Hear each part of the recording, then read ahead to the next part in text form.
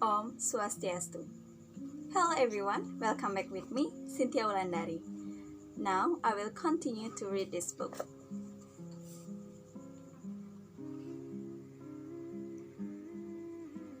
The Search for Meaning. We humans always have to look for meaning in our life. In everything we do and in everything we see around us, there has to be some kind of meaning and purpose behind them. Without meaning, it is as if our acts are pointless and our life somewhat arid and futile. On the other hand, the most mundane and ordinary of tasks can seem fulfilling and valuable when imbued with meaning and purpose, such as preparing a simple dish for a loved one who is unwell or helping pick up an object that a stranger drops by accident because it is the kind thing to do and it makes us feel good. Even when things at first glance appear random and meaningless, soon our brains will seek out some kind of pattern or connection in them that we can make sense of, such as seeing a face in the stain of the wall or the shape of a galloping horse in the clouds above. We always try to connect the dots in events that happen and somehow manage to put ourselves in the center of it. Thus, a puddle that we accidentally stepped in, ruining our trousers, was put there on purpose by force bigger than us in order to make us look bad for our job interview. Meanwhile, the idea of a life without meaning, even though the life itself is far from indolent, is depressing if not downright tragic. We look with pity at someone, or even at ourselves. If the life only consists of day-to-day drudgery with no clear sense of purpose or direction. However, spending one's entire life putting in long hours at the office is admirable if it gives one a sense of fulfillment, pride, and self-worth. If it merely results in exhaustion and the feeling that one is not getting anything of value out of it other than to earn money, then the whole thing seems like a waste of time. I suppose this need for meaning springs from our ability as a species to self-reflect and see ourselves reflected in other people, a need that makes us, as human beings, crave for some kind of recognition and even judgment, and for our action to have value and impact. We need to feel looked at, that we are seen. We need to feel that someone, somewhere, is watching us, judging what we do, looking out for us, and even caring about us. Without this acknowledgement, this recognition, why, we might as well not exist. After all, why bother with existence if nobody acknowledges?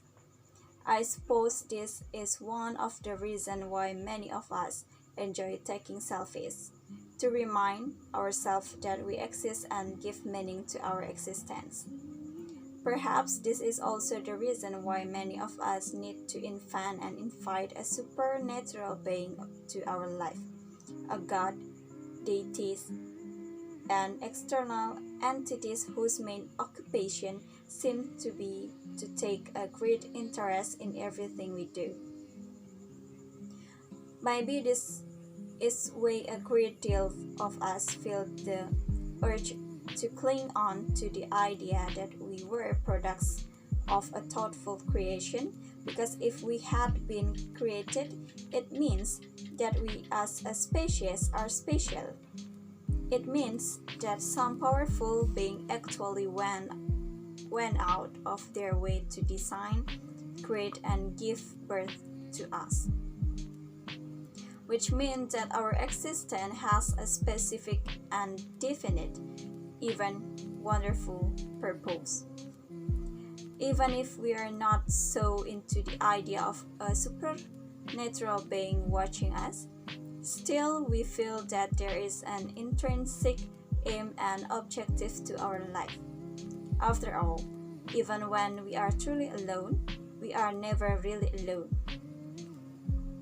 On the contrary, there seems to exist deep within us a cacophony of voices that are always telling us what to do, coming up with opinions, however unwelcome, judging us, and generally making a running commentary about our lives and how we conduct ourselves.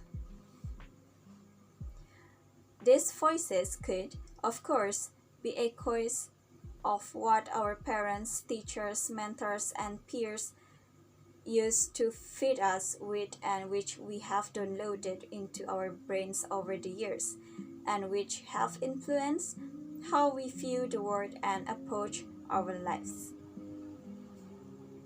At the same time, if we manage to get beyond the noise within us and reach deeper into our hearts, we can even access the inner voice of wisdom that springs from our conscience, our own built-in divinity and moral compass that act as our guide and casting judgment on our behavior, making us feel guilty or righteous depending on the choices we make in our action.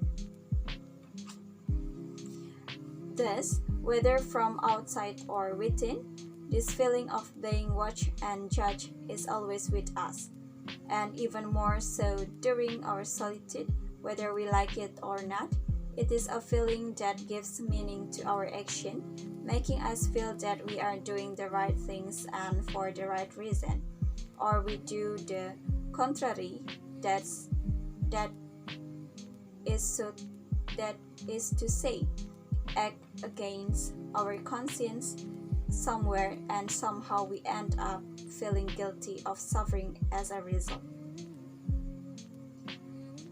Imagine if we do not have this ability to self-reflect or see ourselves reflected in the world around us, whether in a form of an all-knowing deity or an anthropomorphic universe that pours rain down upon the earth purely for our pain or pleasure, and who gives us the earth for us to till and animals for us to eat.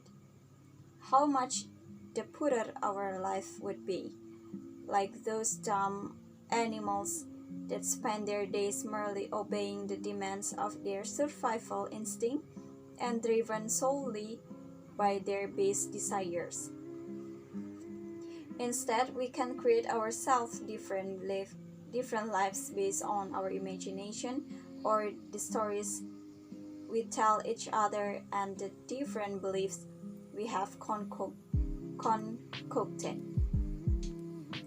And we do it so well that after a while, we choose to be able to tell the difference between what is real and what is imaginary. As a matter of fact, this creative imagination becomes the basis of our reality. Thus, from this imagined reality, we manage to create for ourselves lives that are constantly filled with drama, with struggles, but also with triumphs, of dreams and ambitions, with winners and losers, and a never-ending history of events and collective memories. In other words, all the things that give the human life meaning, purpose, and significance. A drama that unfolds in the presence of a watching universe and the conscious self.